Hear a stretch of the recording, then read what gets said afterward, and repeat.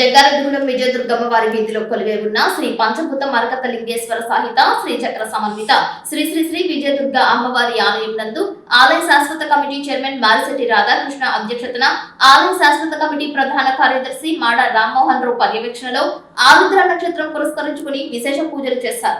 ఆలయ ప్రధాన అర్చకులు పవన్ శర్మ, శ్రీను శర్మచే పంచభూత మరకత లింగేశ్వరానికి, బ్రహ్మసూత్ర శివలింగానికి, స్ఫటిక శివలింగానికి వివిధ పంచామృతాలతో అభిషేకం చేశారు. విజయదుర్గ అమ్మవారికి కుంకుమార్చన, సాయంత్రం 6 గంటలకు బ్రహ్మసూత్ర శివలింగానికి అన్నాభిషేకం నిర్వహించారు.